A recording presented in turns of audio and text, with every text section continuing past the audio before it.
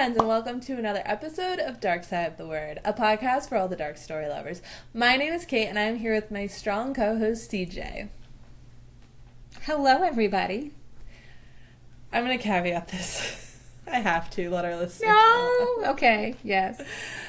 So we got through the synopsis, initial reactions, side quest story about Music Bingo, only to realize it wasn't recorded. I feel like this happens to every podcaster at some point, and this is just the time for it to happen to us. I'm just mad because it was so perfect. It was perfect, but at least we didn't do the whole episode and realize it at the end when I had already gotten my snack out for the evening, because ain't no coming back from that. I'm barely coming back from this one. We can do it. Right. We can do it. All right. Back to regular scheduled programming.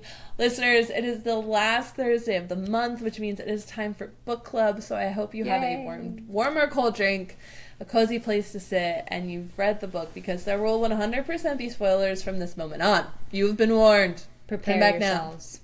Now. So this month's book club was... How to Make a Horror Movie and Survive by Craig DiLouie. Woo! Well done. Well done with the name. Yeah, see, we had a whole stumble there. We had a whole conversation about how, I don't remember names again, all this stuff. And we went into talking about how I went to Music Bingo with my best friend a bit ago. And I couldn't remember a single name of any of the songs. I knew all the songs. I could sing them from start to finish, but I could not do it. And then, she sang a song about underwear to me. Well, to everybody, really. Because I had not heard of this song about underwear. And it was the most disturbing yet entertaining thing I have ever seen. And now it's lost to history.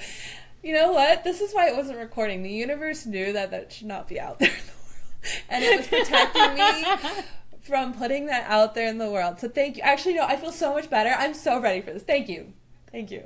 Because I already blocked that from my memory. If anyone wants what if that could have been your big musical break, though? I mean, that could have been it, and now it's just gone forever. We all know that is not on the cards for me. Okay, true. All right, so I'm really glad that's gone. We will continue now. Sorry, no stories. We're going to read the synopsis that Kate wrote. CJ already said it was amazing. I offered my services. Did.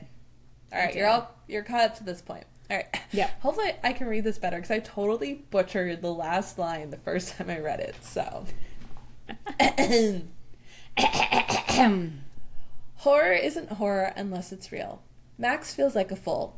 After attending the premiere for the third installment of his horror franchise, he can't get the audience's laughter out of his head. It haunts him. It makes him want to quit. But the contract with his producer has him strangled to produce one more movie, and the producer is itching for another installment in the franchise.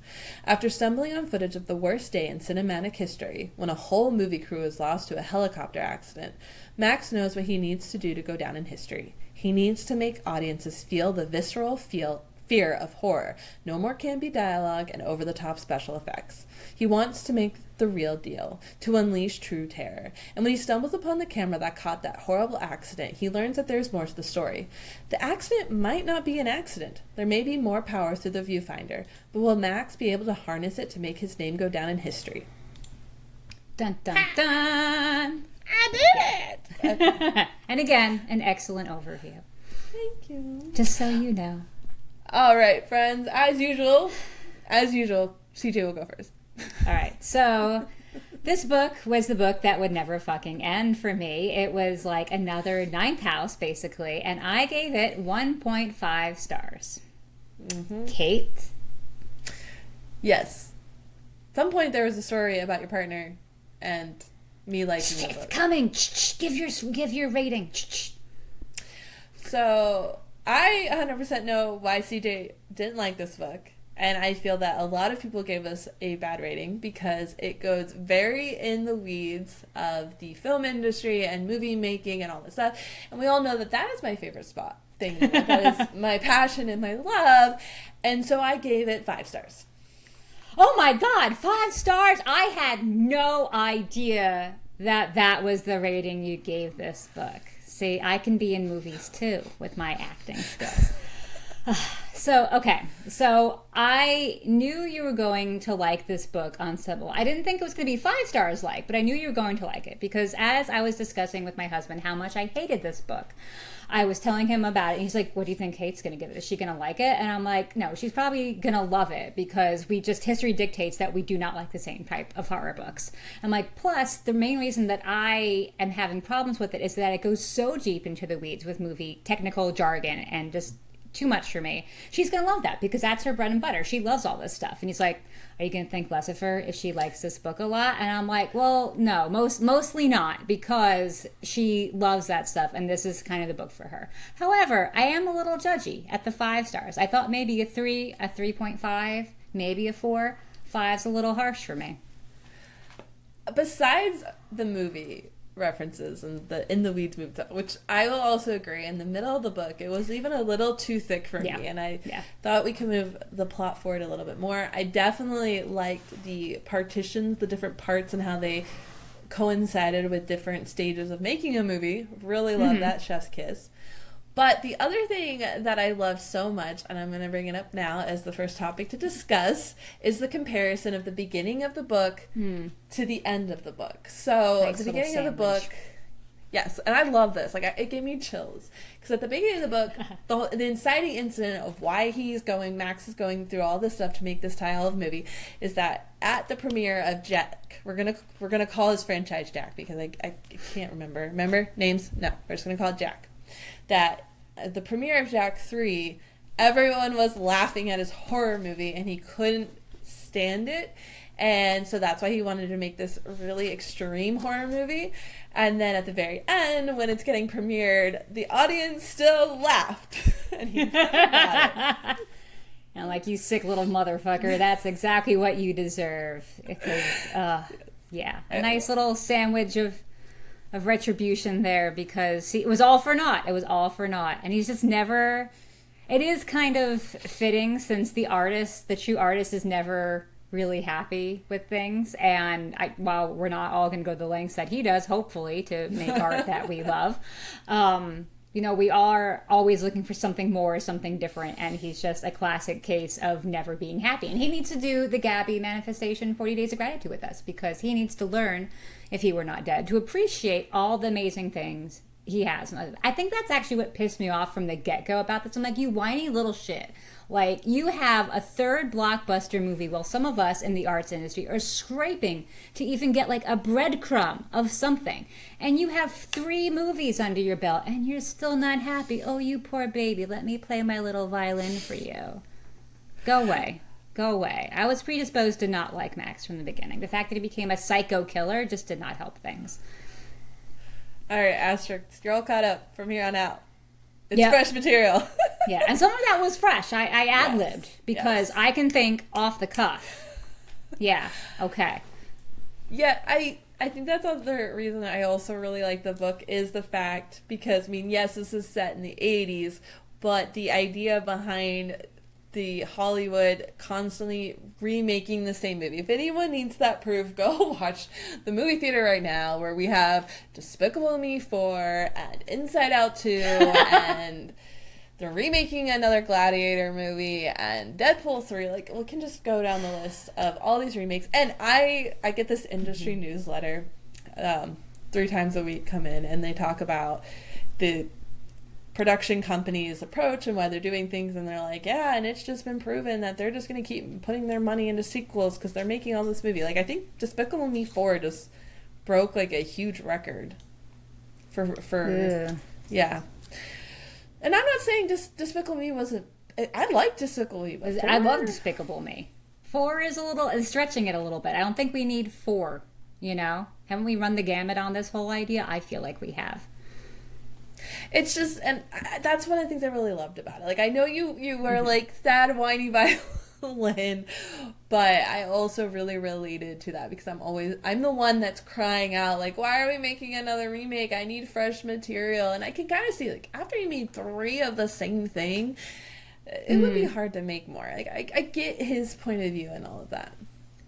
So I do have a section in my notes called Things I Did Like, and there are 2 points under there. And one of them is that I did relate to the idea of the commercial Hollywood pandering to the same tired tropes, the same types of movies, and Max's frustration about how the execs aren't willing to take a chance on something fresh and new unless somebody else does it successfully first. And then everybody else wants to get in on it. It's exactly what we're talking about all the time regarding books and agents and traditional publishing industry, and how frustrating it is that everyone wants to be the one to find the unicorn, but they don't want to take a chance on a bunch of horses that could sprout horns, you know? And it's just annoying to see the same stories over and over again. So I definitely get Max's urge to want to buck this system and create something bold that speaks to him, that speaks to people who love art. But I wouldn't kill other people to do it. So that is where Max and me stop seeing eye to eye. So do you want to know the other one thing that I wrote down that I liked about this book? Yes. Okay. So I liked that it is very meta. I'm not sure how you pronounce that word that the cool kids are using these days. So I like that. This is a horror book about someone wanting to make the perfect movie. But the true horror is the man behind the camera who will film people and murder them. He is the true monster, but he doesn't see it. And I liked how in the book, the author, or I guess Max, kind of calls it out. He says he wants to show the eye from the villain's point of view. And a lot of people don't like this because it can make you sympathize with the villain, but Max loves that angle. And he wanted to do it in the new movie that he was making and to reinvent it. And that's exactly what this book did. It's all about the point of view of the killer, kind of an origin story. And, you know, he is the delusional killer and convinced he deserves justice for some slight against him. The only thing that didn't work is that I don't think anybody really sympathized with him after a certain point, even knowing his backstory, because he's just an awful human being. But the whole concept of making him the villain and calling out that they're going to be doing that is kind of brilliant. And I give author Craig DiLouie credit for that. I felt like I sympathized with him until, because, the Parkinson, he didn't really know yet that was a haunted device. So I was sympathizing with him from that moment. But then once the dog Seriously, once the dog bit the dust, how was this horrible person able to continue? That, I knew it was just going to go downhill for me after that point. But don't you love how Max makes it a point that he says he never kills the animals in his movies? Oh my God, I didn't even realize that. And he did it in real life and just rolled over like nothing happened.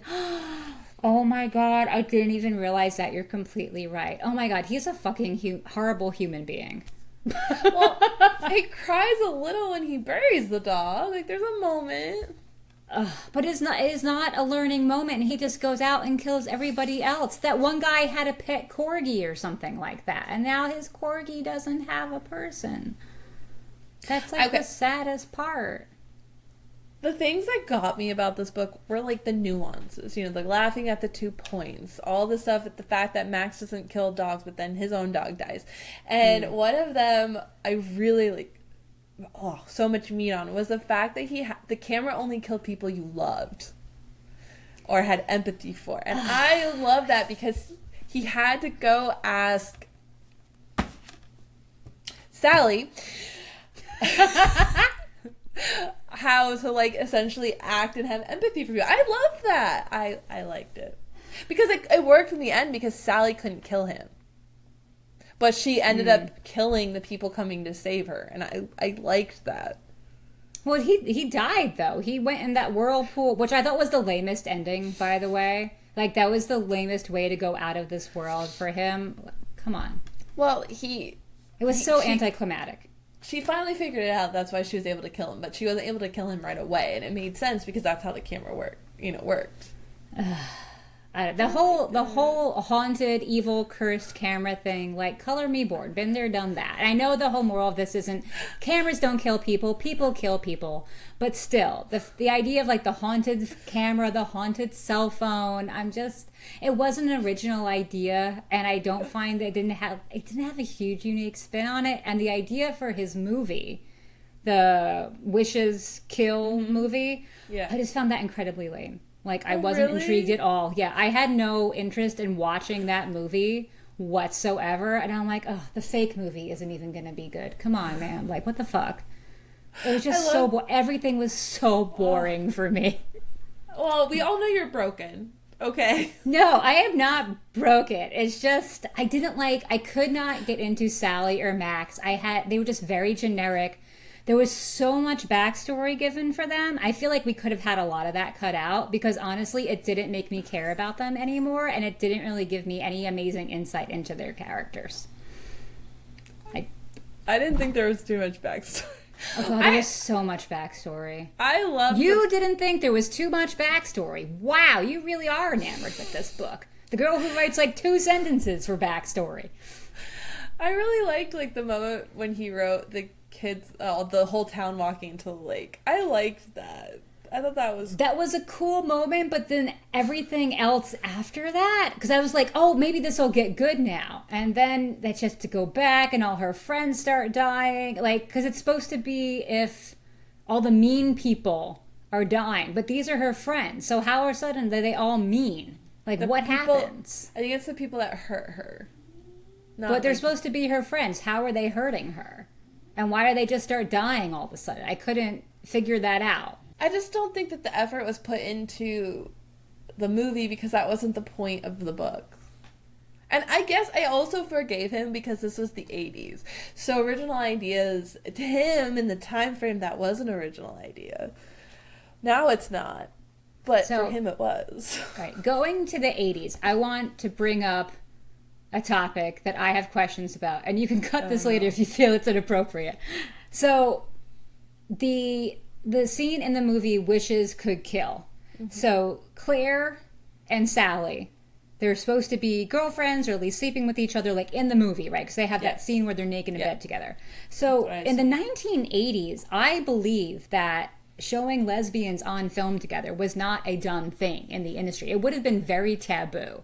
And while this is great support for Max's idea of making a movie that pushes boundaries with his art, I was super surprised that not one person in that world commented on how they're shocked that he wrote that kind of scene, or that they're including it in the movie, or that Sally wasn't upset that she was going to have to be doing that kind of scene, because that's a very 2024 mentality leaking into the 1980s time frame. I feel like it wasn't until the 90s that being gay started to become more accepted on screen. Like, look what Ellen went through just to come out, let alone play a gay character. And, you know, if Sally's so concerned about what her mother will think about acting in slasher films, why wouldn't she be worrying about what her mother's going to see when she sees her in bed naked with a woman on screen? Like, that just should have been something that was addressed in the book, and it wasn't. And it took me out of that authentic 1980s feel. And it just kept niggling at me, like, why aren't people commenting on this in the 1980s? This would have been shocking, I feel like. I forgive Sally's reaction because in her other horror movies, I believe that she was also kind of like naked and had a sex scene before. So I think for her, it was just part of just another sex scene. Yeah. So for her, it didn't be a. I'm trying to look to see when this actually comes out. Like, because is it like 1989 to 90 that this is getting filmed? It's late 80s. Yeah. Yeah. Because I know he started the franchise in 1980. It's like 86 or 89, like sometime between that time period. Yeah, I agree. So I was just wondering how close to the 90s we actually were. I feel like it was still a good ways away from, like, remember when Melissa Etheridge's song came out in like 94 and everybody was surprised it was a woman singing it, and then it became out that she might be gay and everybody was like, oh my God, she could be gay, blah, blah, blah. And now we're like, what big fucking deal, you know? But back then, that was a big fucking deal. I feel like I found multiple references to the helicopter accident, but nothing to like the actual year we're in now. Yeah. Oh my gosh, this is crazy. So which that just was something. Sorry, I was gonna say I found the name of the franchise. Jack the Knife. Yeah. So Jack works. Jack works, totally. So that just bothered me about the 1980s time frame because I felt just too modern. I'm surprised somebody didn't say, like, hey, there should be something about this. And then overall, I think I'm also just tired of the 1980s being a setting for another movie, another book. Like, that whole idea of, like, the trope being played over and over again, it's kind of like that. Like, we're doing another 80s homage. Okay. All right. I'm not sick of it yet. But I also jumped on the Stranger Things bandwagon late. Like, just recently. So I think that now I'm in, like, oh, I want everything 80s. So I also watched that horror movie that was set in the 80s. Lisa Frankenstein? No, there's another one that actually was really good. It's on Prime where the girl is like her mom's celebrating the 30-year anniversary of like the serial killer and that happened in their neighborhood. She's like the final girl, and it's 30 years later, so she's honoring the Halloween deaths of them. movies. No. This is not Halloween. Okay.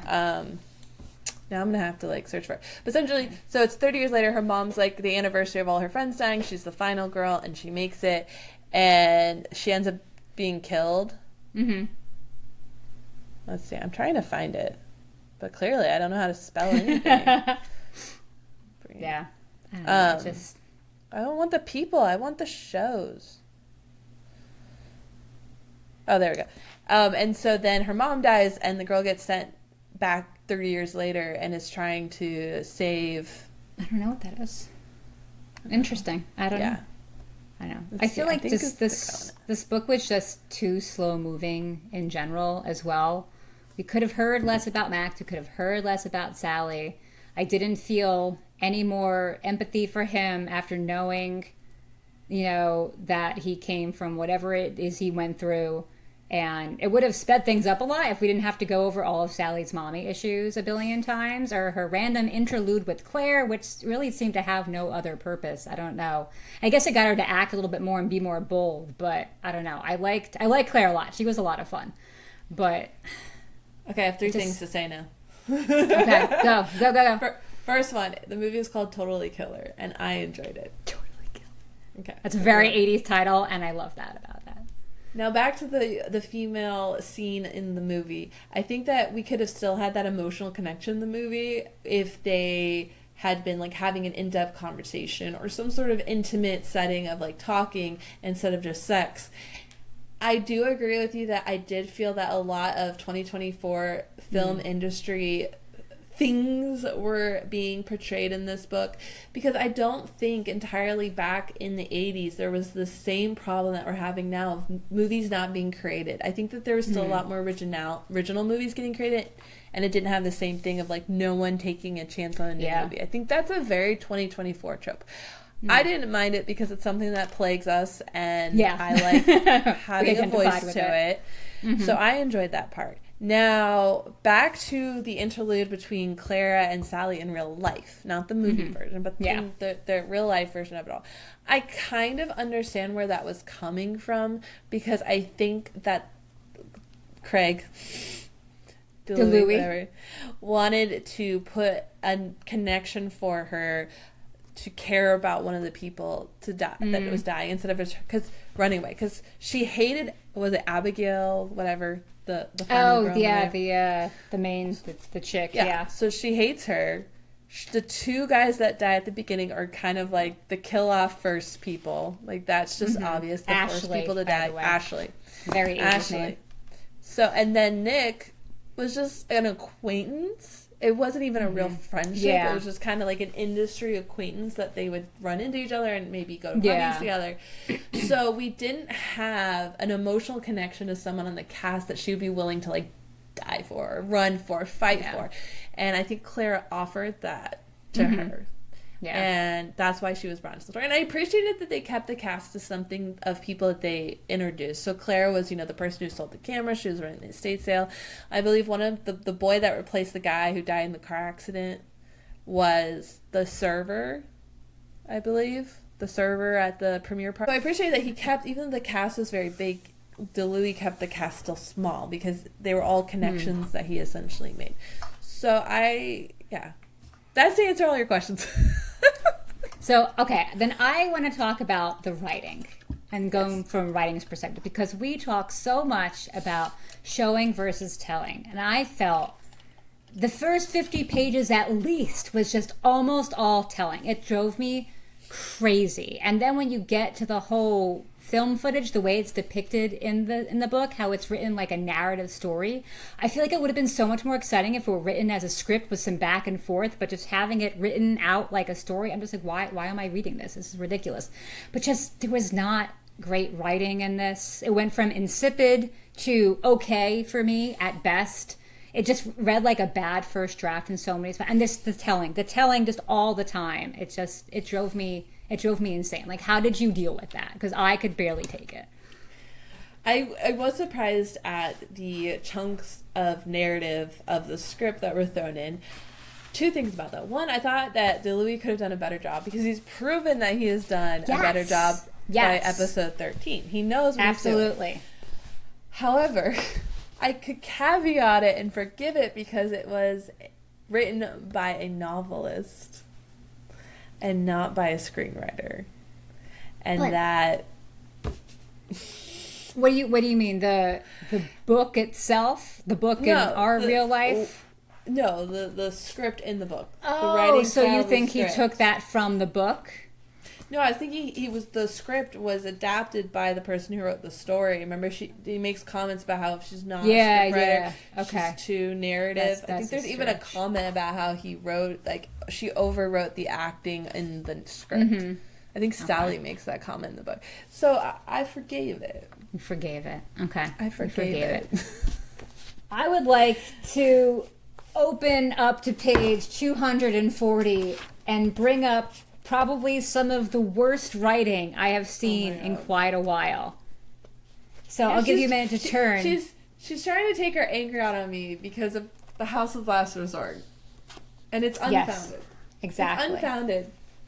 So from page 240 to 241, there are many similes. I wrote in this book, which I should not have done because I want to put this in my free little library that I just put up outside my house. And I realized that I have underlined some very interesting parts in here that people are going to be like, why did this person underline this?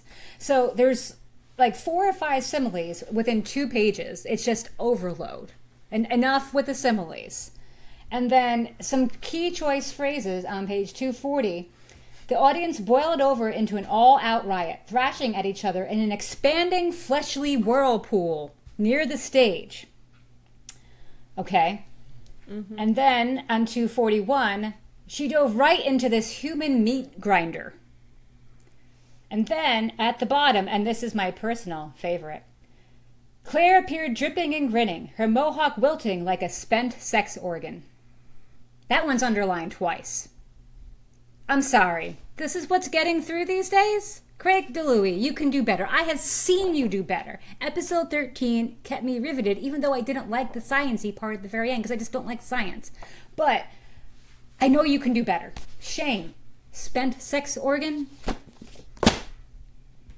Mic drop, book drop. Boom. I have 2 comments. Your rebuttal, ma'am? Yes?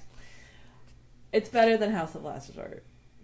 Not. My clip. Do I need to bring up the evidence of what I read? They didn't say spent sex organ. And then fleshly whirlpool. Someone who attends these concerts on a regular basis and spends so much money and just fucking went to one. I thought that this was a very apt description of the experience. It may be apt, but it just sounds so bad. I mean, if I had written fleshly whirlpool in one of my books, what would you have done with that phrase? Would you have been like, haha, laugh out loud? Or would you have been like, no, find something better? Number 1, adverb. Number 2, find something better. If you were describing a mosh pit, yes, I would. A fleshly whirlpool. Yes, I'm going to find an equivalent to fleshly whirlpool and stick that into Ghost Children and see what you do with it, my friend. Have you not buying it. You're a better writer than this. Have you been in a mosh pit? I have been right outside one. Thank you very much. Okay. That is how I would describe it. It is a fleshy whirlpool. Not fleshy. Not fleshy. Fleshly. Fleshly whirlpool. There is an L in there. That need not be. Okay, so I'll say the L, but like a fleshly whirlpool. It just makes it even like, that worse. That is just so good. And I love his visceral descriptions because they match the fact that this is a horror book and I want visceral body images. And the sex organ comment I thought was superb because sex is a huge part of these metal concerts and the whole like free it all. And so I think this needs to be a poll. Thank you very much. That this page was amazing. And Did you really? Yes! And you're fucking with me right now, completely. No, I'm not. And I still think it's better writing than your House of Last Resort. This is what I did. I think. Oh my God, how are we CPs? Goodness. I don't know. Okay. I'm not kidding though. I feel like we very much like different descriptions. Like really, because like you thought House of the Last Resort was so good, and I can't. I can't with this. Oh my God. Okay. But I still would like a poll to see what people think of fleshly whirlpool and spent sex organs. Specifically those two. Thank you. If you're a listener and you want to weigh in on this poll, please go to Spotify. And you should want to. Will be on Spotify. I might word it slightly cleaner. It has to be fleshly whirlpool. Okay, I think I could probably get away with that. I would more say the description's on page 240. Agree or disagree? Because I don't want us to get blacklisted. Oh, can that happen? Okay. I don't know. I'm saying like because that's something that's easily accessible by audiences without an content warning. So I might just clean it up. That's what I'm saying. I might just like make it G-rated. I see what you mean. But I think if the people who've listened who want to weigh in on this, will know. If you know. The description's in 240. Okay. And 41. 240 and 241. Now. So one of the comments I was going to make about this book is the fact that I thought that this was a very elevated writing. And that it was very... and that it was an interesting take in the horror. Okay. No, go for it. I express my opinion freely. This is an open forum. We're not Project 2025 here. You can express your viewpoints freely.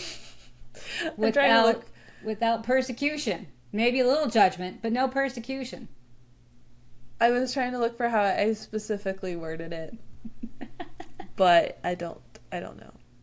But I remember talking to my partner on the way home last night, and I have this thing where I very much tell him stories from start to finish. Yeah, me too. I do that with my husband. And I was talking to him about how I thought the writing was so good. So yes. And how I also thought that the character backstories were very in-depth and the characters were well fleshed out. They were well fleshly out. They were well done. Well played, my friend. You've redeemed yourself with that pun. And I loved, in juxtaposition to your two in-depth character backstories that you pointed out, I appreciated that there was barely any backstory to how the camera became possessed. That wasn't the point of the book. There was a mention, so we got a mention of how it happened, but I appreciated that no time was spent on this. Because, I agree that there's a lot of the haunted cell phone and all these others, but I feel like a lot of them go about the person and their sinister idea of wanting to imbue something into this object to cause harm. And I felt like someone sat in a room and said, what would happen if the second person found the object? What would the second person do if they found a possessed object? That's true. Yeah, that's a more unique angle of it. Yeah, and I appreciate it. And I did appreciate Max in the sense of he didn't start out as an evil villain. He's not the person that made the camera. He's not the person that had the sinister plan to use this for bad. He originally just wanted to make a good horror movie, and so he thought, like a lot of creatives in the industry do, he wanted to take what he could, his talisman of good luck and charm, and use it and be like, I was able to shoot this movie with the same movie camera they shot like Top Gun with. You know how they are. Yeah. And then he took it to the park in a very benign, vanilla way, and he kind of stumbled upon what the camera can really do. And I appreciate all of that. I appreciate that he didn't immediately jump into being a villain and using the camera to kill people. I appreciated the steps of him reaching that point. Did I think it took too long for him to get to using the camera? 100%. Okay? Yes. But I appreciated that there was actual steps and evidence to convert him to wanting to do this in ways that was explained. It wasn't just like, here he's evil, Yeah. So I liked that. I appreciated that. That's why I gave it 5 stars. Progression of character. I can see that, definitely. It did have a good, steady progression of character. Definitely. Yeah, I still... Okay, then... Oh, you go ahead. Okay. I was changing topics, so it's great. You can change topic. Okay. So another thing about writing, because this is something we've kind of touched on before about being too eager to get to explanations and actions and things like that. I have a tendency to drift, listeners and watchers, and I'm just trying to keep me centered so I look normal to you all. But I'm like leaning over here. I'm having a casual conversation. Okay. My face is gonna hurt so bad after this. I'm gonna need to put ice packs on my cheeks. So we talk a lot when we're talking about writing and our own critiques about wanting to get to the action too quickly, wanting too many explanations or over-explaining things. So as the story was unfolding, I had a lot of problems with the plot. And eventually everything was answered. But for me, it came a lot too late. So an example would be, when Max was using the evil camera to make a true horror movie to show how people died on camera. Like, I was thinking as I was reading this, when it first started to become apparent this is what he was going to do, how would he get away with this? How would he produce it? Who would even show it? On the internet now, I'm pretty sure there are laws, about showing snuff films to theaters and stuff like that. But like in the internet now, you could pretty much post anything you want on the dark web. But back in the 80s, especially during like Satanic Panic and things like that, I feel like there would not have been a theater that would show this. And in the end, he finds one, he kind of explains it.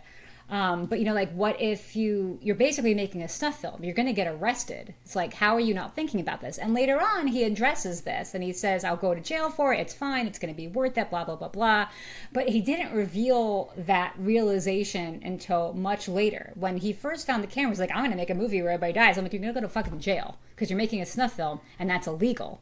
And also when he's talking about how he's going to kill all the people in the movie, I'm like, how are you going to do this? If you start killing them off one by one, people are going to get a little suspicious and they're going to get a bit like antsy. They're not going to want to show up to work. I feel like the theater can be very superstitious. Like with Macbeth, like some people won't even like go on a set where Macbeth is being there. So like if people start dying, they're going to think the film is cursed.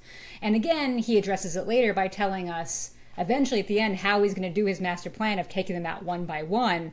But for so much of the book, I was like, how are you going to do this? You idiot. You're not going to get away with this. And it just kept nagging me through the entire reading, which also detracted from my joy. So did you experience any of this angst, or were you excited by it because you were wondering what's going to happen? Tell me how to feel. Okay, so in reference to specifically to the fact of how he was going to film it, like this whole movie and then film the death scenes, that was slightly annoying. I was like, you can't film the whole movie with this camera because they're all going to die. And that part was kind of long in coming, that he was like, oh yeah, duh, I was going to use a different camera until the moment came. It's like, okay, cool. I did not hate that I did not know how he was going to pull this off. Because to me, that was part of the suspense of turning the page, that this guy was going to do this. And oh my gosh. And from your critiques, I know that you struggle with this. And I was like, yeah, how is he going to pull this off? Is he going to actually, like, is he going to be able to get away with it? What's going on? Like, how does he plan on doing this? And so it made me turn the page faster. That added so much suspense for me. Because one way I'll say, like, I know very traditionally that this is horror, because it's gory and gross, but from a scare factor, this isn't horror for me. Like, on a scare, this is like a 0. I expected this to be such a scarier horror, because when I was reading their description of the book, I thought that this was going to be like a director that didn't know the power of the camera, and that was more of the approach we were going to go with. But, yeah. And so when I got to the point of how he was going to pull it off, that is what added the suspense for me and kind of the fear and like, okay, what is going to happen? And because I knew Sally, and yeah, she's not the most likable character, but she was likable enough for me to enjoy the story. I was like, like one of the parts that really got to me is he wanted her to be like not in the film at all, or to be the final girl and all. I never thought he was going to have a final girl, to be honest. Yeah. And so the I end, thought it was going to get wiped out. Yeah, I thought everyone was gonna die, and so then he makes her like the bad girl, and then all this stuff. Like, I loved those moments. I love how she became the final girl in the end. Like, to me, that is what kept me turning the page, was the suspense of how is he going to pull this off and not kill everyone. I like that. That's, to me, the genre. And so I know you this don't isn't like that. so much a Craig DiLouie problem, but a me problem, is what you're saying. Oh, wow! This particular part, anyway, I will give you that maybe I have gotten a little too impatient with things, but it just really bothers me, because like immediately I have these questions in my head, and I'm like, well, what are you going to do about this? Like, why aren't you thinking about this? Why aren't you addressing it? Why aren't you acknowledging that I'm addressing it? Why isn't your first response to that to turn the page, though? Like, to me, when I tried, I did, but it comes so much later, though, in this particular book. Okay. I think that the middle of the book could have been shrunk. I don't think that he had to kill the guy by the car accident. Because the was like, let's test it again. He is no significant character. He could have just died like everyone else at the end. Yes, like, there are sections of the book that I think could have been whittled down. Okay. Yeah. And then you would have gotten your answers faster. That's true, yeah. However, I just don't, like, taking that out of it, the length, okay?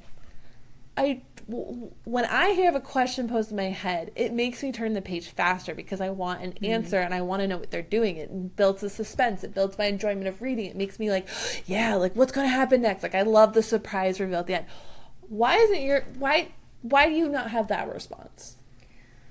I guess because my brain's like racing ahead, and I get annoyed when people don't think as quickly as I do. I'm not saying I'm thinking intelligently, I'm just thinking, you know, and if I'm not like getting that answer, like, why aren't you acknowledging that I'm at least having this thought? Want you to, part of the plot. Or even just saying, like, you know, I could go to jail for this, but I'll figure that out later. You know, like, even just that little tidbit would be enough to be like, okay, you've acknowledged that this is a stupid ass plan, but we're going to forge ahead anyway, rather than me thinking, okay, you're not thinking clearly, sir. Okay. You're not seeing all these things, and I am. So, I know you said you skimmed the book. He does talk about it earlier in the book. He talks about how only the last few chapters I skimmed. I read the whole other rest of it. He does make a mention how he's like, how am I going to pull this off? This will be the last movie I ever make. I'm not going to so he does address it. Like, he knows this is going to He does. Yeah. It just takes too long for me. No, like, right away. Earlier in the book, when he first decides to do this and dig up the camera again, he does make some sort of mention, like, this will probably be the last movie I ever make. Like, I gotta make it perfect. Like, I'm so stressed out. Okay. Like, he does multiple times mention that kind of stuff. So maybe you just, like, it didn't register. I will take that one. Yeah. Okay.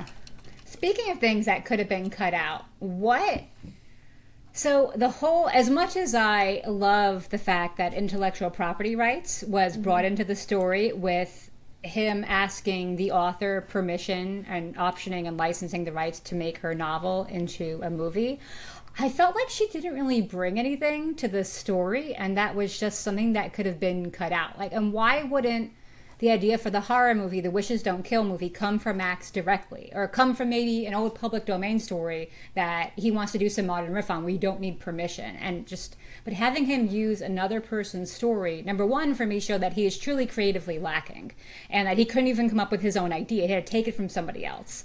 And he's not even also creatively killing his victims in the movie. The camera does all the work. He just literally points the camera. So that just made him even more pathetic in my eyes, and I guess kind of laughable what he's trying to do, achieve this greatness when he doesn't even have his own idea. And he doesn't have a creative spark in his body.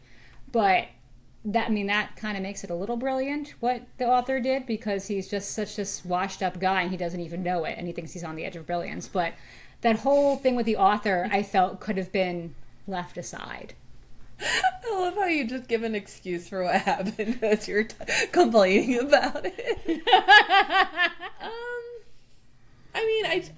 It goes back, it harkens back to, like, the guy that he killed in the car accident to test the camera one more time to see if it works.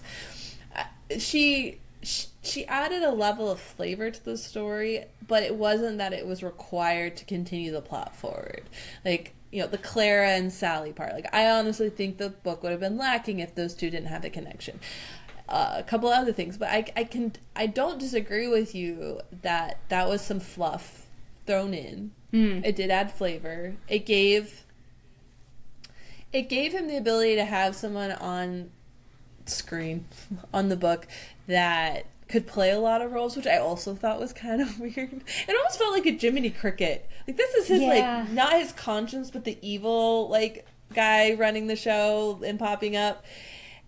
Because it was like, oh, I'm going to write it, and then I'm going to be assistant director, and I'm going to be a producer, and I'm going to do this and that, and then I'm going to run sound. Where you could have just had some no-name person just running it the whole time. I mean, even the special effects guy that he eventually gets is a no-name at the end. So, yeah, it added flavor, but it wasn't required.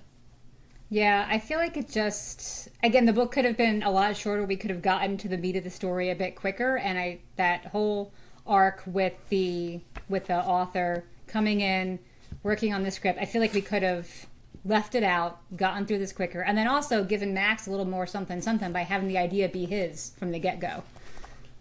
Yeah, because I also feel that we could have had, to make the story part, right? Because that's the story section. He could have been writing it himself. We didn't have to have... And, I mean, this could have been a 300-page book. I'm going to look up to see how long episode 13 is, which probably isn't a good score because... I remember at page 200, I wrote in my notes, finally, it gets fucking going. And then I'm like, I still have another 200-something pages to go. Okay, episode 13 is... And I went like this. Episode 13 is 437 pages, but the formatting is a little weird because he does more script writing, which has more spacing. It reads really fast because of that, so I'm actually glad it's so thick. But, I mean, I don't disagree. I think that this... But what's wrong with adding fluffy characters in it? Nothing, if the book isn't so long and boring and a lot of telling and bad writing. And we just want to get to the fucking point. That was something that I feel could have been weeded out. Kind of like in Grady Hendrix and How to Sell a Haunted House. That whole side tangent with the brother and his circus committee that he tells her in the diner. We could have condensed that into like 5 pages, man, max. Instead of that whole part 2, Yeah, I mean, I had a thought and you distracted me with Grady Hendrix. God damn. I'm sorry. It was my master plan. I can see where you struggled. Okay, now I remember that. It's less than 400 pages, so I wouldn't call this a long book. I think when it hits 400, you can start saying it's medium length. Okay. 600 is like, God damn it. It's a tome. Yeah, to me, I'm like, it's a good length for the amount of money I spent on this book. I would disagree, and I hope my little library patron enjoys it more than I did. And enjoys where I underlined spent sex organ twice. They're going to wonder what kinky stuff you're into. I know, right? Be like, I don't know what neighbor dropped this book off.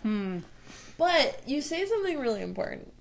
Oh, thank you so much. Which is that you were rushing to know the answer to things. And what happened to just us being able to sit in books and enjoy the world? Hard. It's so hard to do. Can you do that easily anymore? I cannot. This is why you're not a fantasy reader. Because we read fantasy for the world building. And we read fantasy to live in a different place and a different time. If the writing is good enough, I will be absolutely lost in a book, and I won't even... That's how I know what a really good book is for me, is that I won't analyze it, because there's no need to. She hates my book. What are you talking about? I'm supposed to analyze your book. I know, I'm just teasing you. Because you're just like, if I can sit in it, and I will read for however long it is if I love it.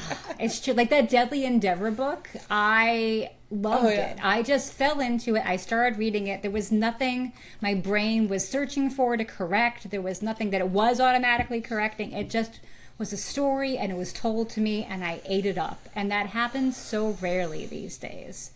And that when I get a book that doesn't do that, my brain just starts to pick it apart. And I'm just like, this is fucking out there? Okay. Oh my God, my headphones are falling, and now look at this. The true travesty of this situation is the headphones falling.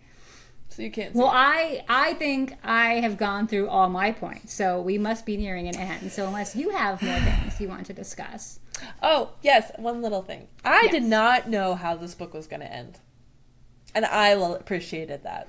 Okay, I will give you that. Because I didn't know if he was going to be arrested or killed. Mm-hmm. Or get away with it. Mm-hmm. Because, I mean, his idea of being like, oh, it was all accidents on set. It's the 80s. They don't have the technology. It could have, you know. I mean, who's going to think a camera killed everyone? They're going to think he killed everyone. Would they, though? Yes. Because if he had the Ashley... Okay, whatever. Yes. I did not know who was going to be the final girl. I will give this to the gender equality people. Nick at the end being like, why is it always a final girl? It could just be a final person. Hats off to that. I appreciated that moment. Round of applause. But I really didn't know how this was going to end. I mean, at a certain point, I saw it was going to be Sally. But I did not know. And I appreciated that. I really enjoyed a refreshing ending to it all. That's good. That's good. I also did not know, but I also did not care. So... It was really what it came down to. I just wanted it to end. I didn't care how it did it. I'm just double checking that I said everything I needed to.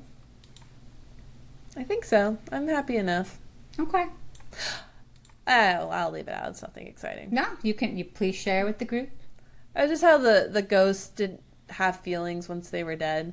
Like they weren't angry with being dead. Yeah. So... That was kind of nice. I liked how the dog was all like vengeance-y and spiteful for a little while. I don't blame her. I loved that. See, and that's what I guess I forgave the dog dying. Plus, it wasn't a bad dog death. You know what I mean? Thank God it was quick. Yeah. It was quick. It was quick. It She didn't suffer. Yeah, there wasn't torture. It kind of felt like a real accident. It wasn't gratuitous. Yeah, and I appreciated that. I didn't die at that moment in time. Yeah, exactly. And I'm like, oh no, okay, and we're moving on. Yeah, like the horses. Oh, the horses. That haunts me still. Like we don't need descriptions. If you're gonna kill an animal, quick, sweep, done. The animal's dead. Bye. Exactly. Agreed. All right. Re-rating of the book. Are you changing your rating? 1.85 stars. Oh my God. So you're gonna round it up to 2 on Goodreads? I will round it up to 2 on Goodreads. Because you did bring up some good points about the artistry woven into it. I know. So I will give you extra points for that. Well, I'm keeping it 5. You didn't convince me. All right. Well, we are going to announce next month's book club, which is going to be a little different. August has 5 Thursdays. Ooh. 5. So, because of that, we have decided to do a 2-part book club episode for the month. You're welcome. Because we both love Kingfisher, T. Kingfisher, a ton. Like, we both love her. And she came out with a, what is it called? Short stories? Novellas. Novella series. I believe novella. I think you are right. I agree with that. But she wrote 2 novellas that are essentially in a series. And we said, why not just read them both? Because they total a full book. I think I even paid the full price of a book.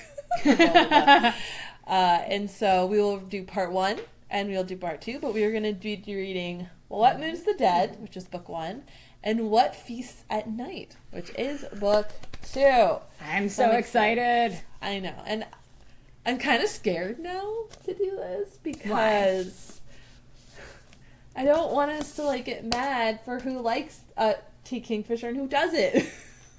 I just hope we both really like it so we can have her on the show, because if we don't, we can't have her on the show. True. I mean, if you are looking for more Kingfisher reviews, I have a ton on our YouTube page. I think I have like 2. And I love The Hollow Places, which is not reviewed because I read it a while ago. But it's reviewed on my blog, wellreadchart.com. So there you go. We cover all your bases. I'm a little worried because we both like different books she's written. Okay, I think so maybe this will be the one that brings it together. Well, I think we both disliked A House with Good Bones. Yeah, I just wasn't really feeling it. And then I thought The Hollow Places was super scary and freaked the crap out of me. And you thought that The Twisted Ones was the one that creeped you out and you liked the most.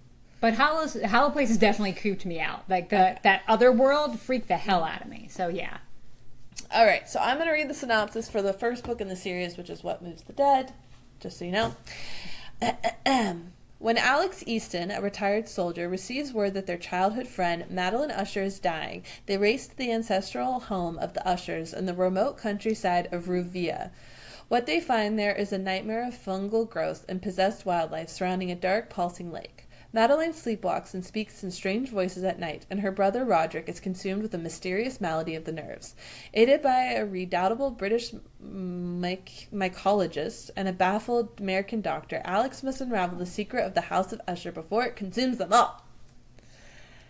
I can't believe I'm reading a House of Usher retelling because I hated the House of Usher on Netflix that Mike Flanagan did. Yeah. And that's still maybe so this fresh. one will redeem the story for us. I'm excited to see what she does with such a classic tale. Didn't you read book one already? No, I haven't. Oh, okay, cool. No, I haven't read either one. I've been waiting for this. Well, I'm excited just because I love T. Kingfisher, so I feel like there's hope yet. I am sad, though, because this will be the first... That would be my cat, who has apparently awoken from his nap and wants to be let out of the room. We're almost done, Kitty. We're almost done. But that just done. scared the crap out of me. Okay, so I'm excited. It's Kingfisher, which, you know, the last couple books have been interesting. Yeah. Yeah. I need a good fucking scare me horror book, okay? The last good one Trader's Cord? That was a little while ago. Yeah. That was so good. So good.